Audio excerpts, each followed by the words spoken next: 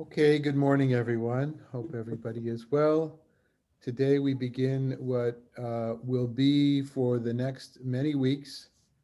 By the way, we might be taking some time off while I'm in Israel. Haven't yet decided, but we'll let you know at least a week ahead of time. That will be the second and third weeks of July. But this topic of Samson, this section of Samson, is unique. It's unique in many ways. First of all, amongst the judges, Samson is different, absolutely different. If one of the purposes of judges we saw was to lead the people in battle, Samson doesn't seem to be doing any leading. Samson is a soloist, as we would say in Hebrew, or is a lone warrior. The stuff that myths and legends are made out of, and will that will constantly be in the background as well. How did this get into the Hebrew Bible? It's very different. Another thing that's different about it is that, and he's not doing any judging either. It's not like Devorah. He's not dispensing of law. In no way does it feel like a leader yet. It's here in the book, and that's one of the hovering questions. Is, as I say, is how did this get into this book of Judges? Another thing that's unique about it is that in his behavior, Samson is far from being a role model. Now, we've seen this before in the book of Judges. Not all the judges were terribly good role models. Some were, but many were not. But it seems like at every turn of the way, Samson finds a way to be a negative role model. And so, again, that will be in the background of what we do. As you can see on your screen, I brought some maps today. I collected a few maps. None of them are terribly perfect, but this one is interesting in that it gives you the verses and tells you exactly where those things happened. We're going to send out this. I just made a Word document of a few maps. We'll send this out to you. And Madalena, please add this document. Make sure you get it so that we add it to the record, so that anybody who's watching the recording of today can get this this file as well, uh, the images. So just to where are we as far as the land of Israel is concerned? If we were looking at the map today, we would see Jerusalem over here. Excuse me, over here. Jerusalem over here. Dead Sea, which doesn't look like this, anything like this today. Jerusalem over here. Tel Aviv would be over here. See the Yarkon River? That used to be the northern boundary of the city of Tel Aviv. Now it's about, there's a part of Tel Aviv goes beyond here. Uh, and so we're talking about the area that today would be, east of Ashdod. Um, Rishon LeZion would be down here for those that know the area. And these are the hillsides here. If perhaps you've been to the stalactite or a stalagmite, never remember which is which, maybe it's both, of the cave of Marata Nitifim, a beautiful stalactite cave that's actually in this area here of Eshtaol and Sorah. Beit Shemesh is not far from here, this area, but this is the hillsides. And as we go down towards this area is the whole coastal area that during much of the biblical times was Philistia, or which eventually gave its name that we use today, Palestine, for this area. Okay, just to look at another map, a different way of doing it. Um, Here you can see the way that the tribes were mapped out. And this is a difficult task because there's one set of boundaries and numbers. It's a little bit different in Joshua. I've told you before, I think, that one of the most boring classes I had was in biblical geography. It's boring to me. I'm sure to others it's very, very interesting. I do like maps. I love maps. I love looking at maps, knowing where I am on the map. But for some reason, it feels like those that you can really get sidetracked with trying to figure out where you are in the biblical story when the stories are not about maps. They're not about what really happened, in my opinion. They're about what really happened. That is, what are the underlying values that we can learn from any given story, and not the historicity of a particular tale. So here you can see that this was Philistine territory. There was an area of Dan. We've talked about it before that Ella likes to mention always that Tel Dan is one of her favorite places in the northern part. And we will get to the story at the end of Judges, whether it's historical or not. We can ask that question when we get there. But it tells the story that originally Dan was here, and because of the constant being persecuted or pressed and yeah, they were constantly under pressure from the Philistines. They migrated northwards to the northern part of the land of Israel. We've talked a lot about Ephraim uh, here, and Menashe is on the other side. That's not this map here, but just to give you an idea, Jerusalem is not just Jerusalem. It's called Jebus. The Jebusites are there. Benjamin is the area that Jerusalem really belongs, but it's the very, very tip of their territory. And Judah has this huge area here. One thing we're not going to go into so much, I think, and you'll get these things and you can print them out and you can have them to look at them as we go through the stories. One thing we're not going to talk about is in the background of these stories that many scholars feel that there never really was done down here. This was projected afterwards. It was made up, and that Samson wasn't necessarily a Danite figure. Perhaps he was a Judite figure. Doesn't really concern us. Simon is down here for another time. And then finally, this is a up close kind of topographical map of the areas that we'll be talking about. And you know what? Already now I'll put this file in the chat in just a second. But you can see here the area. The Valley of Sorek is a riverbed, so to speak. And even today, there's water in this river. Unfortunately, it's polluted, or at least it was in the time I lived in Israel, heavily polluted by sewage that comes out of Jerusalem. But which makes it in some places very, very green. But of course, that kind of green is the icky kind of green that grows because of sewage. Ekron was never, in biblical times, was never a Israelite town, but Ekron is just south of Rehovot, for those that may know. At least on this map, it is, yeah. And Ekron is a small town, just south of, as I said.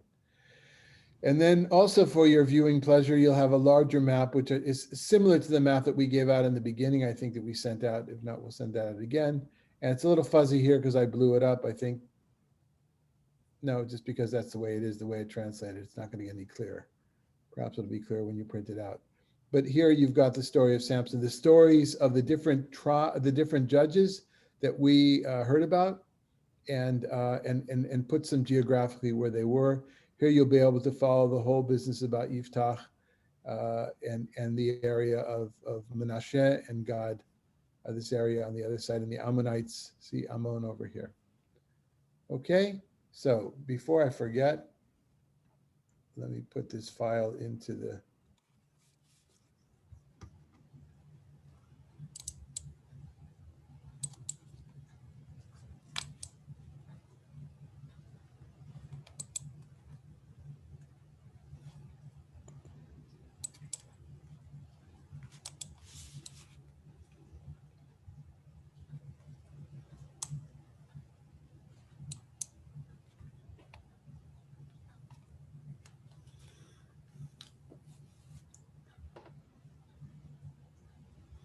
Okay, there it is. So you can catch that from from the chat box in the next hour, and you can save it onto your own computer or print it out, so you'll have it. So just to reiterate, none of these maps are perfect because the information is not clear. The information comes from different books. Chronicles is part of it. I mean, it's really kind of all over the place, and names are sometimes changed from tradition to tradition. So take everything with a grain of salt. This will give you a general idea of what, I don't even know if it's a consensus, but general idea of what the biblical map could be like. Okay. All right. Continue to use your maps that are in your Bibles if you've got one printed out. As I know, if you've got one print in your printed version, as I do. But for now, why don't we begin the story of Samson? And you will remember what my good friend Yair Zakovich, my good friend and teacher, Professor Yair Zakovich, always used to like to say, if you want to be famous in the Bible, make sure that your mother was barren before she gave birth to you. And we've got a great example of that here. So Harold, why don't you start us off, please? The Israelites again did what was offensive to the Lord, and the Lord delivered them into the hands of the Philistines for 40 years. So that sounds familiar, doesn't it? We've had this formula that opens up things here, but it's a little bit sparse. As some of the commentators point out, it feels like it's not entirely convincing. But this puts this into the Deuteronomic framework, editorial framework of the book of Judges. We're going to see at the end of the story that he only ruled, or was only a judge for 20 years, which kind of leaves us up in the air for what happened the other 20 years. That just shows me that this book was never meant to be a play-by-play account of the entire time between Joshua and Samuel.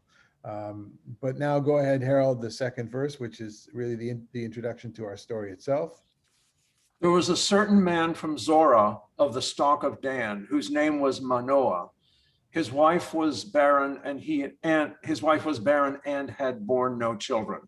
Right, she's akara velo yalda. In case you didn't understand what akara, it was barren. They want to make sure that the narrator wants to make sure she was barren.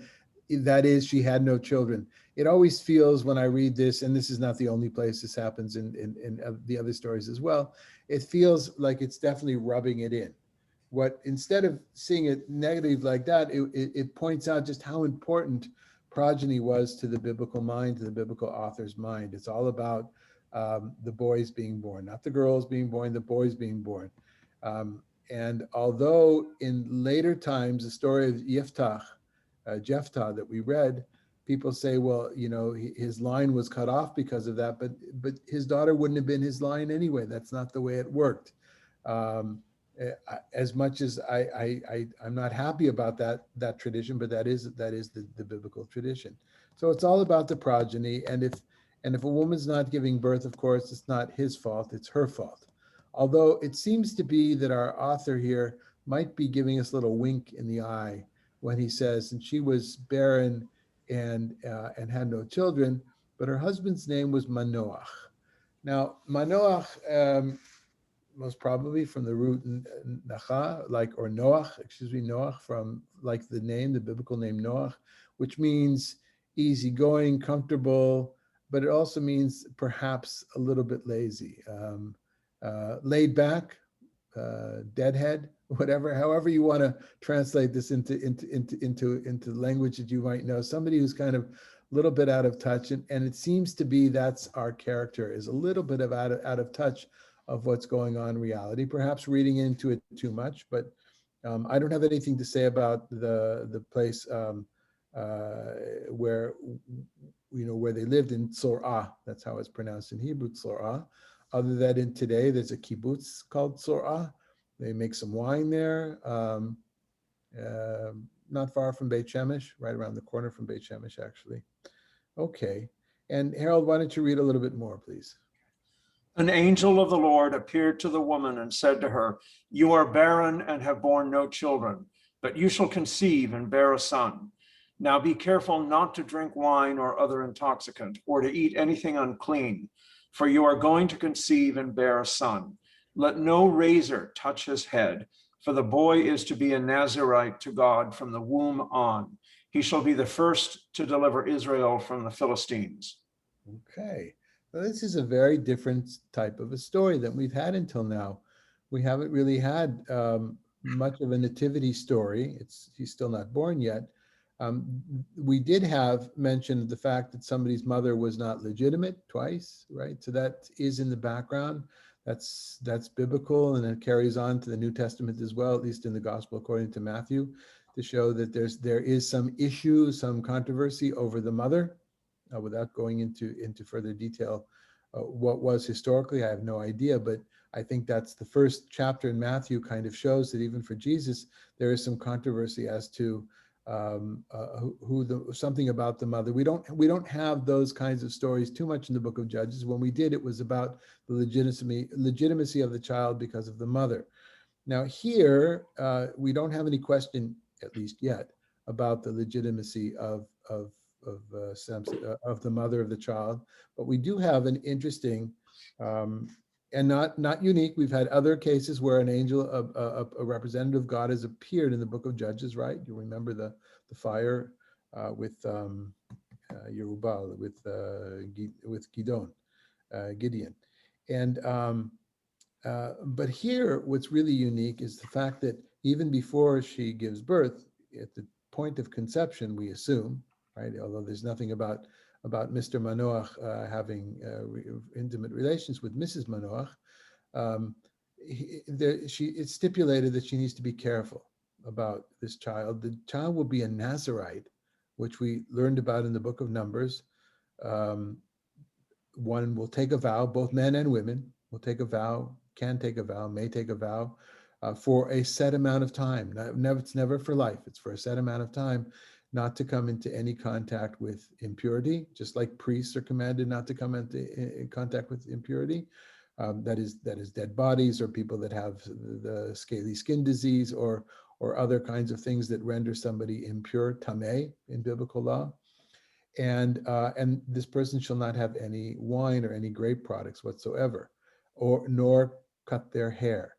The big difference here is that this is already before he's born, right? Before he's born, this vow, or it's not a vow, this restriction has been put upon the mother. And so that makes this a very different kind of nizirut, or Nazarkite, I don't know, Nazardom. I don't know what the word in English would be. A state of than what we know from Numbers. Now, one might understand from that there were different versions of the Nazareth, the Nazarite situation, and one is reflected in Numbers, another one's reflected here. Some might say that this was the original one, the original format was to do this from before birth for whatever reasons, to assign sanctity to a child before that child was born. The rabbis had a very, very novel way of dealing with this. Here it says that he will be a Nazir Elohim. And in Numbers it says he'll be Nazir Adonai, Nazir Ladonai. If you're Nazir Ladonai using that name of God, then it's a vow for a certain amount of time. If you're Nazir Elohim, it's a lifetime kind of a thing. Okay, but in any case, there's a direct relationship between these, I keep wanting to say vows, but they're not vows, but these restrictions imposed upon the mother and hence the child, and the child's future ability to be the savior of the people of Israel. And that's why this story is unique amongst the judges. Okay, any questions or comments? Rabbi, I was just wondering, this essentially it's kind of like an annunciation scene, and I was wondering if the writers of the New Testament kind of took from this when they made an angel of the Lord appeared to Mary and said, "You're going to conceive and bear a son," and et cetera, et cetera. I was wondering if is there a tradition of this kind of annunciation in Hebrew literature or something? Well, in biblical literature, in the Hebrew Bible, you can think of yourself, right? Anybody have another example for Harold? Classic example? The angel showing up to Avram and Sarah and saying, Right. She's going to have a... Right, remember the three angels, the three men that come to visit Abraham in his tent? And they say, this time next year, your wife will be pregnant. She hears and she laughs, hence the child's name Yitzchak. A variation of that is when Rebecca feels that something's going on in her stomach. And then God says, you have two nations in your womb. That's a variation of that, Jacob and Esau. Go ahead, what's that? Hannah in Samuel. Absolutely, and what's common to all those is that the woman, of course, is barren before she gives birth. So yeah, it's a very deep. Now, if you want to say that a particular narrative in the New Testament, let's say, as you know, I really kind of only know well the Gospel according to Matthew, but if we wanted to say, was that particular account influenced by this account here, then I'd have to go back to the words to see the words, and we'd probably have to look at the Greek as well to see if the same Greek words were used, as at least in the Septuagint. And there are different ways to do it, but I don't know that it's definitely necessarily taken from this story as opposed to the rich biblical Hebrew biblical tradition of Okay. yeah. Okay, but good question. Yeah, we everybody knows, of course, that her name is, what is her name? Mrs. Manoah. Right, Mrs. Manoah. Yeah. Manoah. As I mentioned yesterday in our class, right, it was still, I mean, I think my mother still gets envelopes to say Mr. and Mrs. Reuben M. Lazar, and my father's been passed away 11, 12 years ago. But she's still, Mrs. Reuben M. Lazar, as many of you were over the decades before things changed, or may still be. So here she is. What's really interesting here is, of course, he's got a name, she doesn't, but she's the one, of course, who has the vision. She's exposed to the angel. So there's something special about her. And in that way, one might use this as inspiration, as an inspirational narrative for feminist readings of the Hebrew Bible, right? The word of God, Davka, it especially went to her and not to him. There's many cases, especially when it comes to birth. It really doesn't have that much it does have something to do with him, but not as much as with the mother herself. Okay. Trudy, you want to read 6-7 for us, please?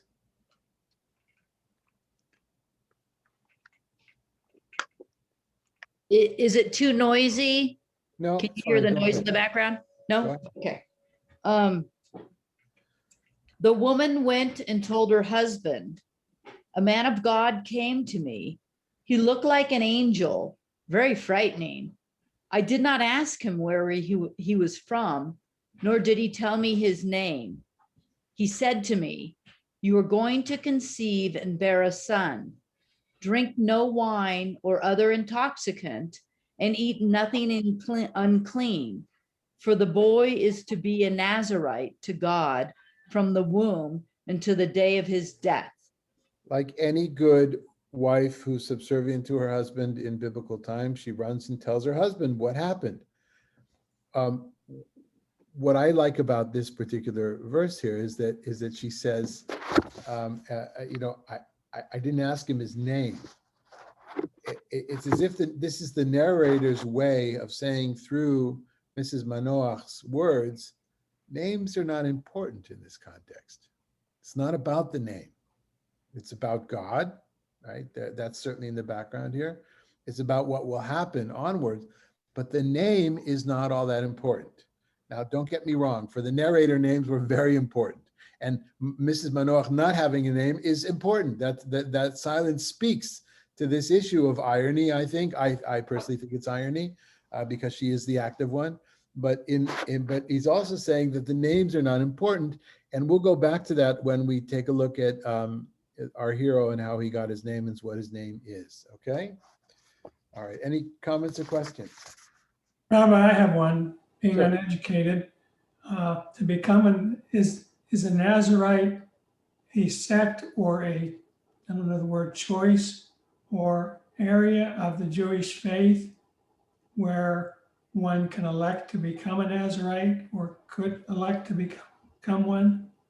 Right. Good. No, that's a really good question. And it's a complicated question.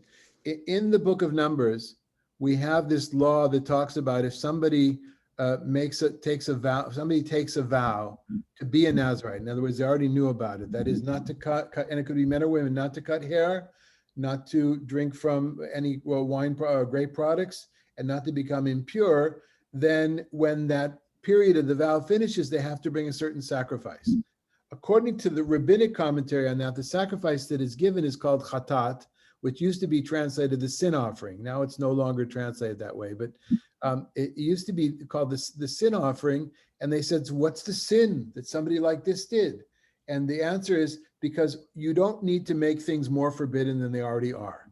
When you forbid more than God has forbidden you in the Torah, then in essence, that's a kind of a sin. Even though you think you're getting extra credit points, you're not. So that reflects, at least in rabbinic times, a negative perspective on those that would take that vow. After Talmudic times, you almost never hear of anybody being a Nazir. The only case that I can think of is a 20th century, late 19th, early 20th century figure from the land of Israel, Rabbi David HaNazir, who was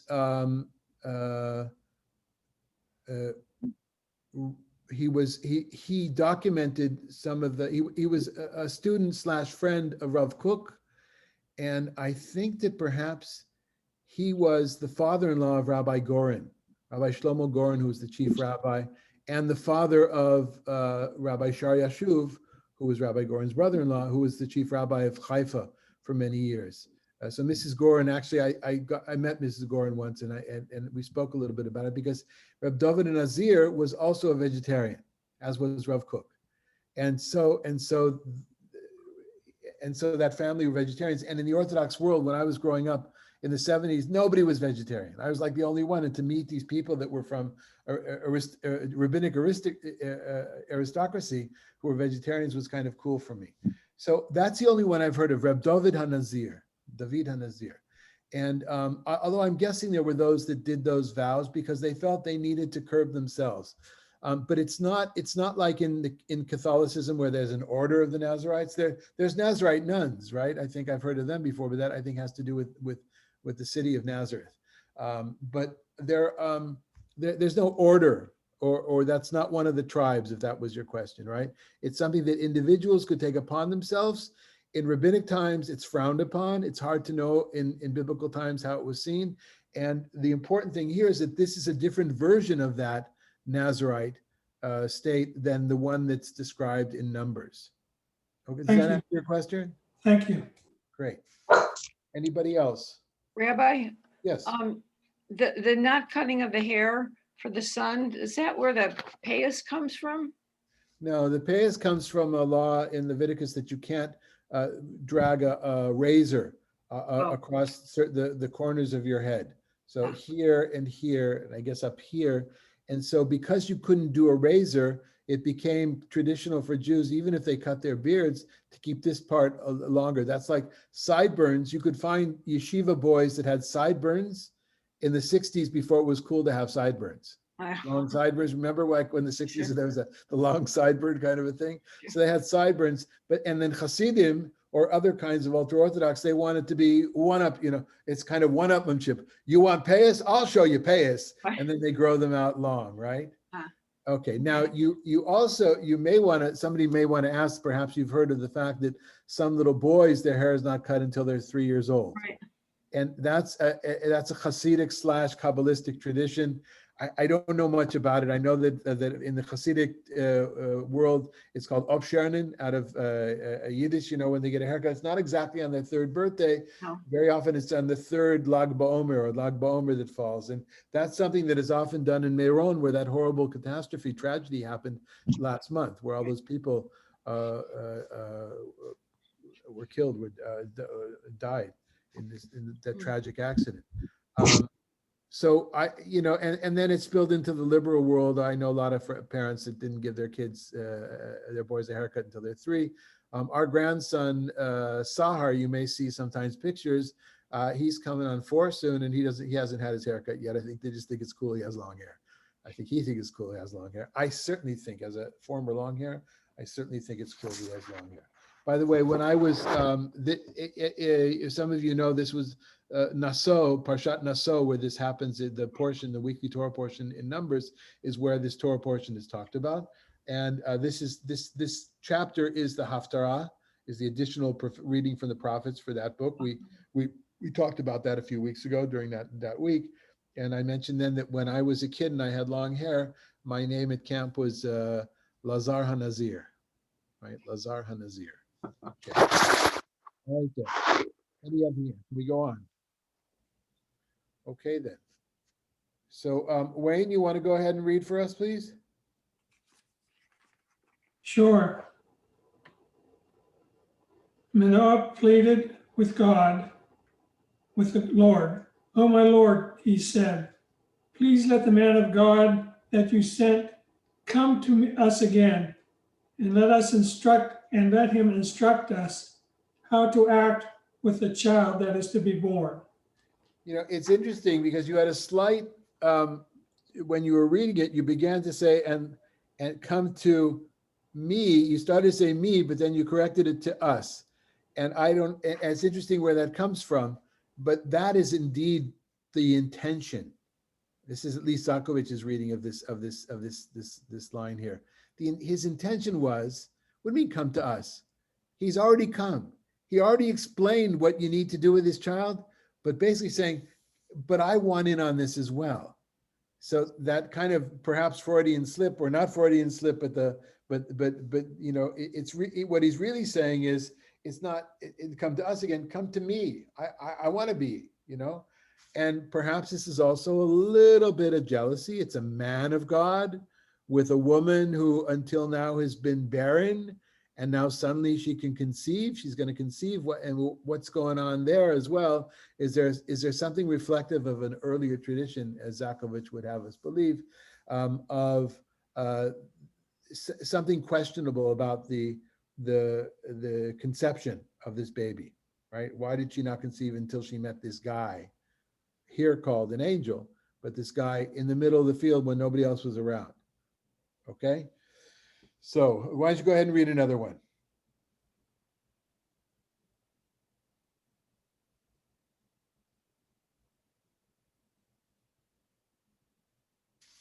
Can you read another verse? Yeah. Yeah. And Manoah promptly followed his wife. He came to the man and asked him, "Are you the man who spoke to my wife?" "Yes," he answered. Then Manoah said, "May your words soon come true." No, I think you skipped a verse. We're at 9:10. Oh, 9:10, sorry. God heeded Manoah's plea, and the angel of God came to the woman again. She was sitting in the field, and her husband Noah was not with her. The woman ran in haste to tell her husband. She said to him, "The man who came to me before has just appeared to me." So Manoach turns out to be a bit of a lo yutzlach, right? You say in Yiddish, right? It's not really happening for him. He gets his wishes granted, and yet again he's not there. And you know, you could look at it this way: as this is the author's way of playing, or God, author's way of having God play with him. You know, you weren't there, you didn't show up, or perhaps it's some criticism on him that his wife is still out in the fields on her own without him again, right? Once again. But in any case, Manoach doesn't get what he wants. Now remember, Mrs. Manoach, already got the directions on what to do. It was him who said, wait a minute, you got to tell us how to raise this child. Well, God had already done that. So the only explanation really that God heeded Manoach's plea, I think, is to play with him, is to teach him something. Unless somebody has a better idea.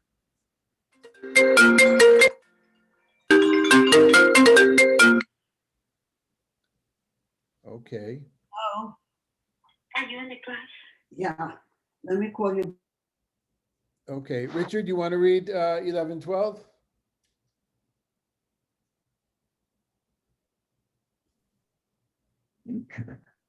Manoah promptly followed his wife. He came to the man and asked him, "Are you the man who spoke to my wife?" "Yes," he answered. Then Manoah said, "May your words soon come true. What rules shall be observed for the boy?" Go ahead, next one. The angel of the Lord said to Manoah, "The woman must abstain from all the things against which I warned her. She must not eat anything that comes from the grapevine, or drink wine or other intoxicant, or eat anything unclean. She must observe all that I commanded her." So on one hand, he fulfills the wish. So then God actually does, in other words, does answer his plea after, you know, putting him through you can imagine them running back and forth to the field. And he says it will give us the directions. And again, the angel gives the directions, but he says, as I've already said. I'll tell you again, but I've already said to her. Now, one of the roles that this fulfills in the narrative is to drill home this issue of this child who's about to be born really needs to stay away from wine. And we're going to have some commentaries on that later on. Really needs to keep himself pure, right? Interestingly enough, the hair is not mentioned again in this particular passage. Okay. Why don't we go ahead? Dan, you want to read 15, 16?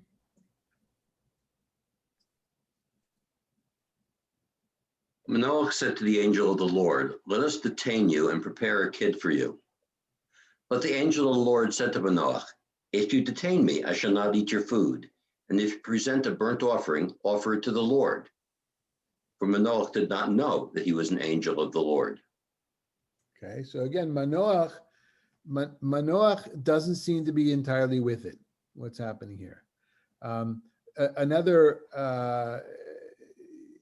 This brings up other kinds of perhaps parallels that we might think. Can anybody think of parallels of this particular scene when he says, let's sit down and eat, and he says, "No, I'm an angel. I don't really eat." Anybody? Oh, sure. Abraham.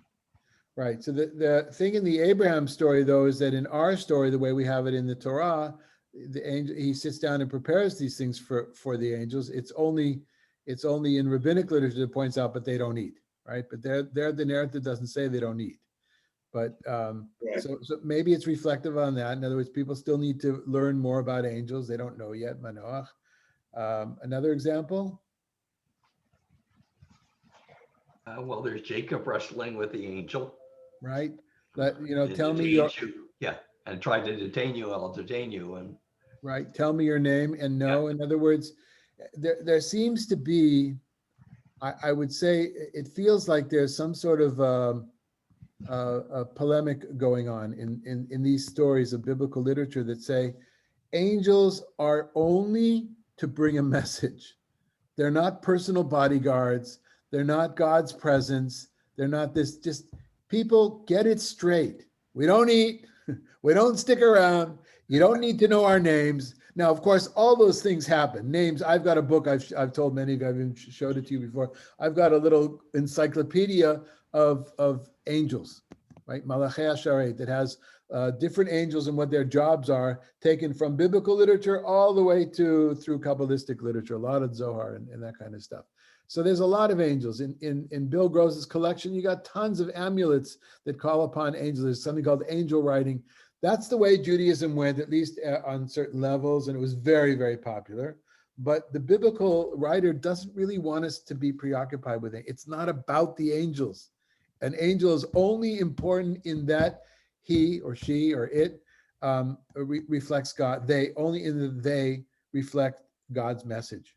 And that's what's going on here as well. And go ahead. One more something that occurs to me.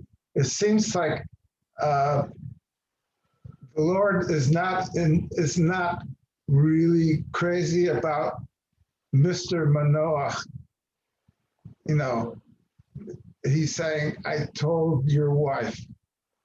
That's all. The angel. That's the angel of the Lord says that, not the Lord. Yeah. The angel said, "I told your wife what you need to do, what you need not to do." And it seems to be like even when Manoach himself comes, he doesn't even get it that this is an angel of God speaking to him. Right. Yeah, I would agree with that. Absolutely. Okay. So Sid, why don't you go ahead and read the next bit? Where were we? 17, 18? Yeah. So Manoach said to the angel of the Lord, "What is your name? We should like to honor you when your words come true." The angel said to him, "You must not ask for my name. It is unknowable." Okay. And one might mistake that and say, "Don't ask my name," but my name is Pli'i, right? Unknowable, wondrous. Is that the first place in the Torah where it says that? Where it says what? Name is unknowable or unpronounceable? Well, there's not, it's not, I mean, the only other parallel I can think of is what David Friedman brought up a few minutes ago, is that where Jacob is wrestling with the angel or the man of God, and he says, let me know your name, and forget it, just let me go. And then he says, well, I've seen God's face. The message is the same there in that it's not about a name. It's not about it's not about the angel. The angel is only important in as much as that the angel reflects God's name, and I think that's what's here. The name is wondrous. That's at least my reading of this here. It's that angels only are messengers. That's it. One thing. Right, and certainly the angel's not interested in the child being. It sounds like, well, let us know your name, and we'll name. You'll be the godfather, the child's godfather. Yeah. We'll name the child after you. Okay. Yeah. Okay. All right. So where do they get angels of Gabriel and all the others? It's just a curious. Yeah, it's angelology is a whole section of biblical and Jewish literature, and it changes from and most of the angel stuff where you get Gabriel and Gabriel, for instance, is in the book of Daniel, and we'll be studying Daniel from July onward. I think 13 meetings together with the Jewish Collaborative of Orange County. That'll be on Monday or Tuesday mornings. I don't remember. We'll send out a notice, but yeah. So that's where you get the names. You don't get the names before then. Okay. Okay. Thank you. Who's up for reading? Bill, are you up for reading?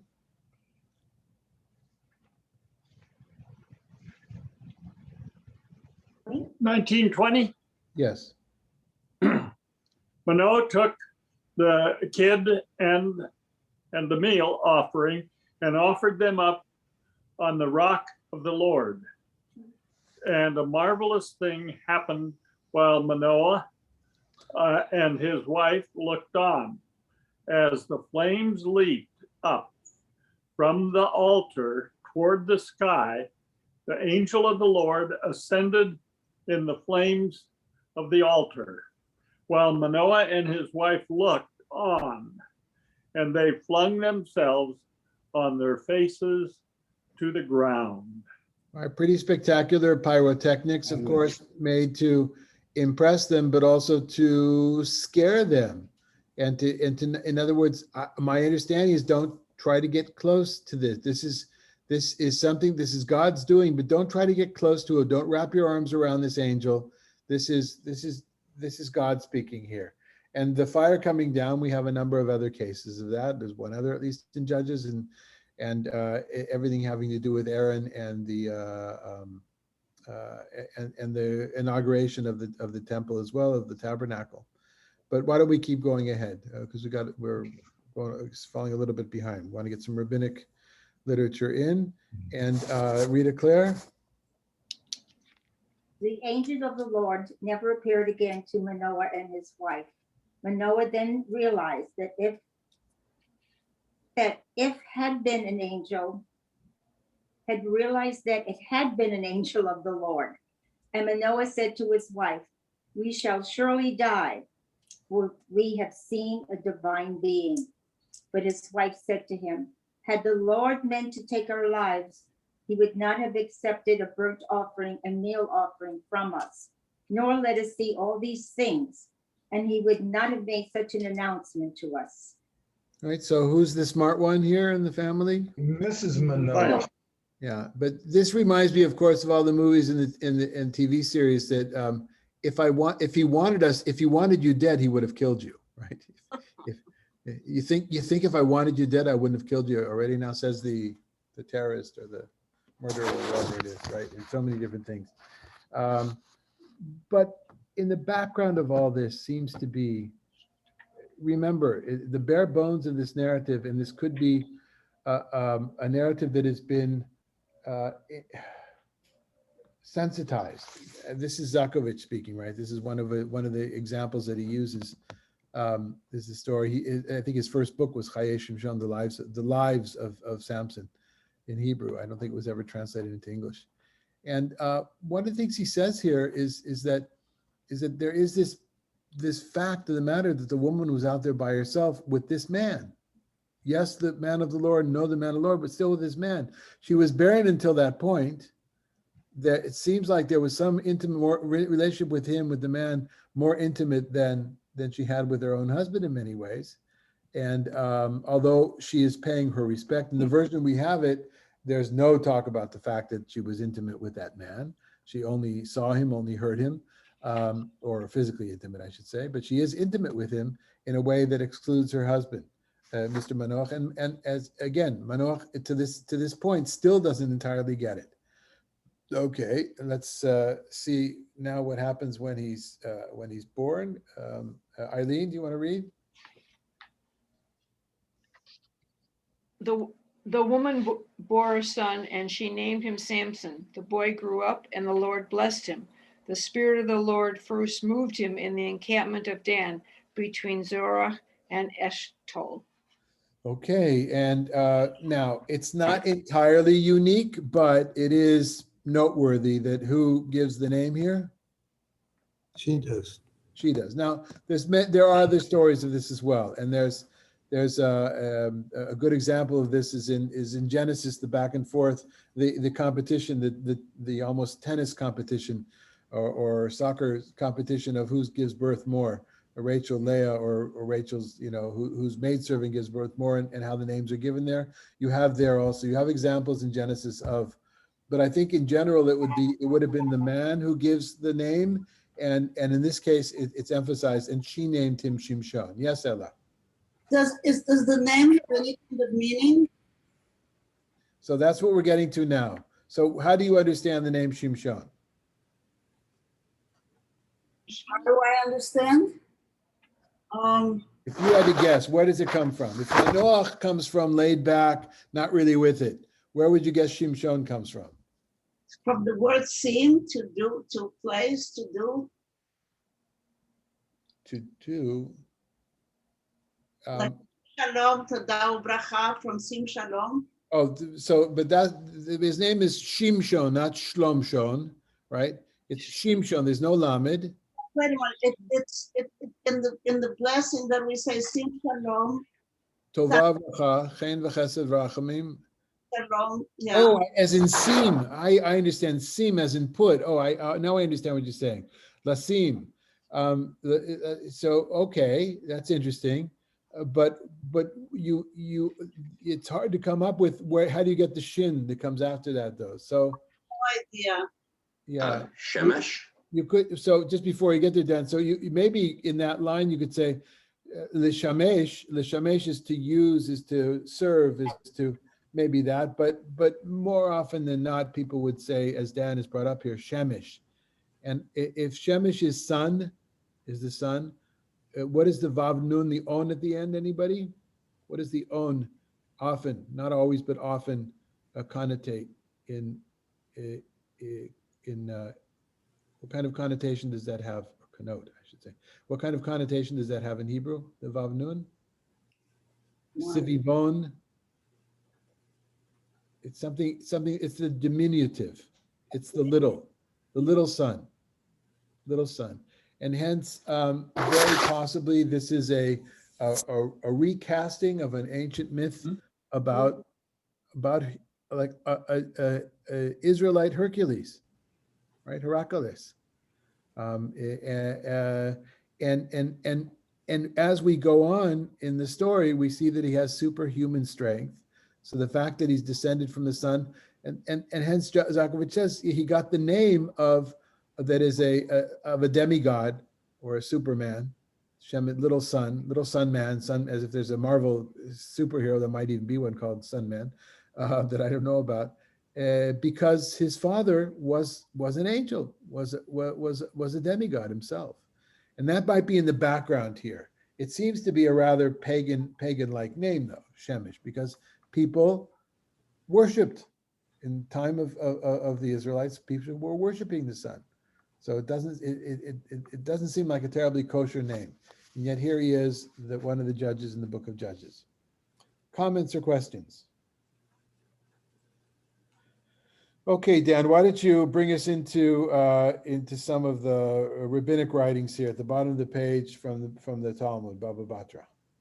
Can I ask a question real quick? Sure, of course. So you're saying that the angel of the Lord, who is normally just a messenger, that there is a possibility that the angel fathered Samson as well?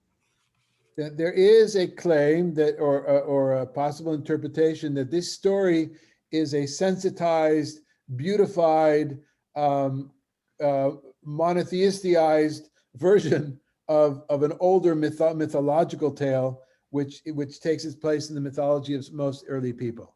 You would know it from Greek and Roman tradition, right? In that, yes, this was a union between a god, a demigod, here rendered angel, here rendered nameless, here rendered it's not about me, it's about God by the story.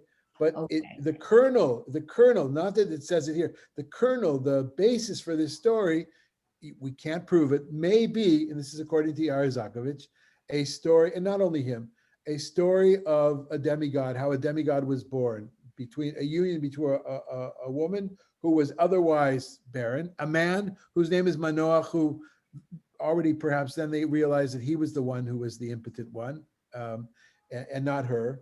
And that's how you get this super child, the Superman of a child that you know about, even though you haven't read ahead, but you just know about it because by osmosis in American culture, everybody knows who Samson is, right?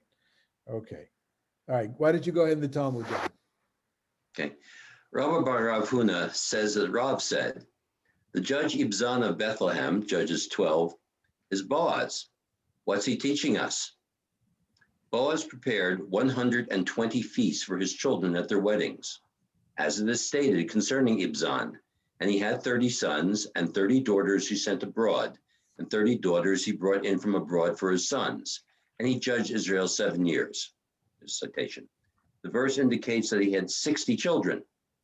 And at each and every wedding he prepared for his children, he made 2 feasts, one in the house of the father of the groom, and one in the house of the father-in-law of the groom. And he did not invite Manoach, the future father of Samson, whose wife was barren, to any of them. As he said, it's not worth inviting him. He is a sterile mule. How will he pay me back? Manoach will never invite me in return, as he has no children.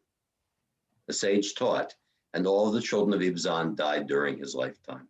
Okay, this is a segue between the last story. Remember last week we had Ibzan and all these children, and remember the rabbis don't like anonymous or people who have a name but there's nothing else about them, so they kind of match. Oh, Ibzan, that's not, and because Boaz is like Ibzan, there's a similarity there's an accidence to it.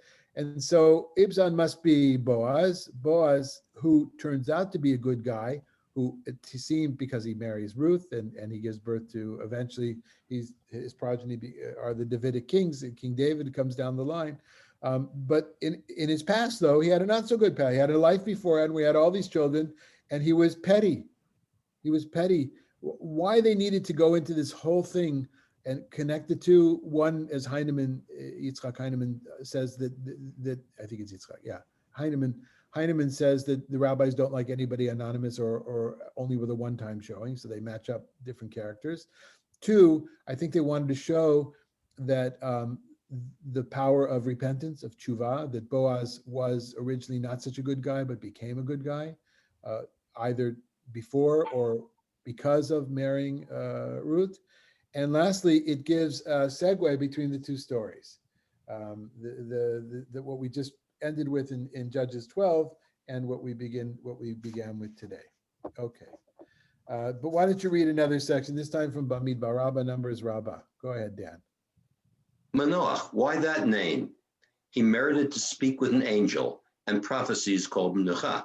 Okay, so this is interpreting the word Manoach not in a negative sense that I did, that he's kind of laid back and lazy and that not really with it, but from the word Menucha, which is rest, is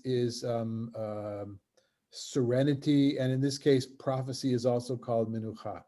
Menucha. So that's why, because he got to speak with an angel. Go ahead. And his wife was barren and didn't give birth. This teaches that Manoach and his wife argued. He said, "You're barren and therefore won't conceive." And she said, "You're barren and therefore I can't conceive." Manoach wasn't barren.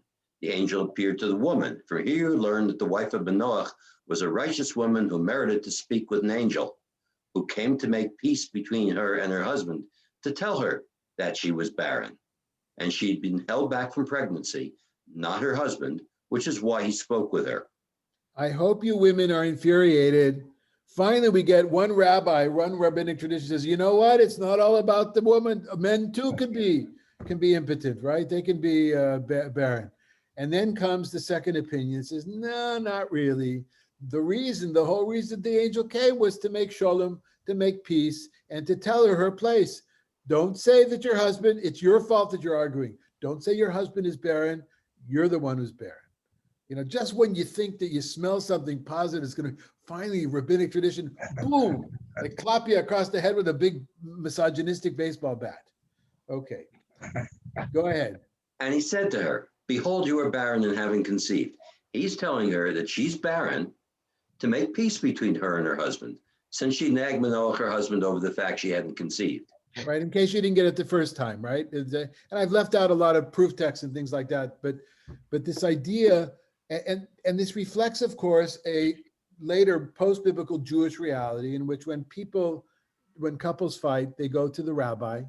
And it happens today as well. People will come to me, even though I'm not terribly trained in this I wasn't trained in marital therapy. But people assume you go, and when you do go to the Beit Din for a divorce, I don't know if any of you had that experience of getting a rabbinic divorce, they try to make shlom bayit. They try to first get the couple to appease the couple, to get them to reconcile. And so you can imagine how even today in ultra-Orthodox rabbinic courts, how usually the conciliation takes place by getting the woman to try to know her place. Quote, know her place. Go ahead. And now guard yourself. He warned her not to drink wine, vinegar, and beer vinegar, and all products of grapes, which is just a fence around wine, so that the Nazirite won't come to drink wine. Hence the text forbids it. Because the boy will be a Nazirite for God from the belly. It was clear from the belly. It was clear to God that Shimshon followed his eyes. Therefore, he was cautioned with Naziritehood, so he wouldn't drink, because wine brings on sexual immorality. And if in the time he was a Nazirite, he followed his eyes, had he drunk, he would have been completely irredeemable from how much he would pursue sexual immorality. Now, this is actually a paragraph that we will have to revisit at the end of the story, but for any rabbinic minds and good little Jewish minds that say, whoa, what's up with this Samson guy? Comes the teacher and says, you think that's bad? If he would have drunk, oi, what he would have done, right? That's nothing compared to what his potential had he also been a drunk.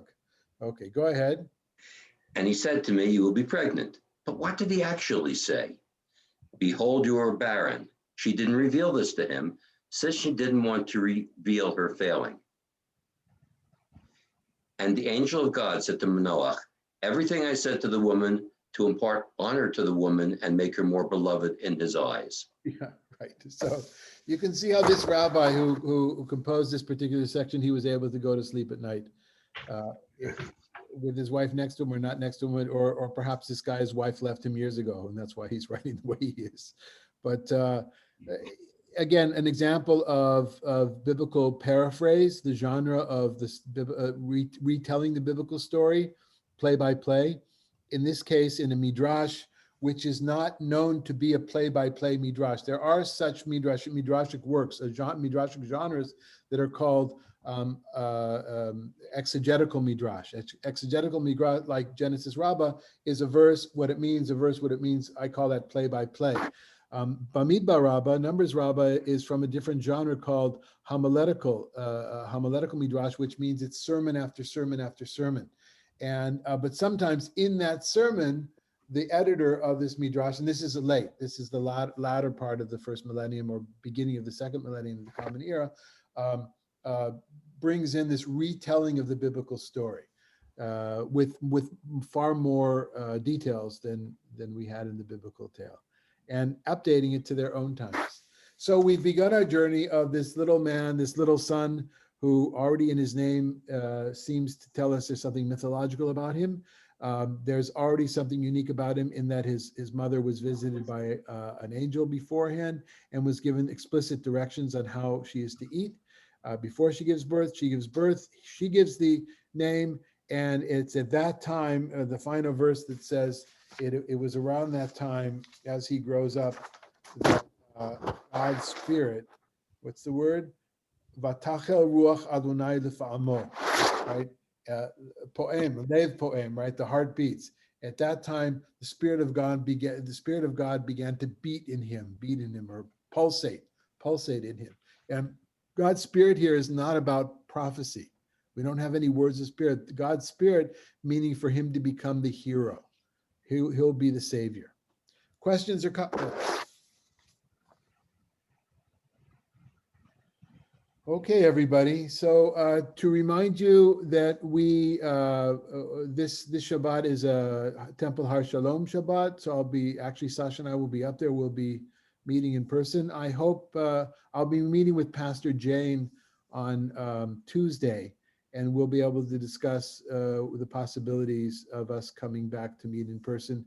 It's still going to take a while for various reasons, mostly because of the church down here, but it's easier to set up in Idlewild. So we'll be up in Idlewild, but we'll be broadcasting on Zoom and FaceTime and Facebook Live as usual.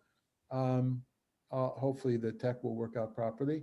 And the times are not going to change anymore. From now on, even when Idlewild will be at 6:30 Friday evening and 10:30 Shabbat morning.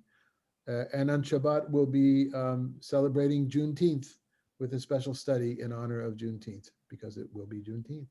Okay? All right, everybody. Have a wonderful weekend, wonderful day. Bye-bye. Thank you.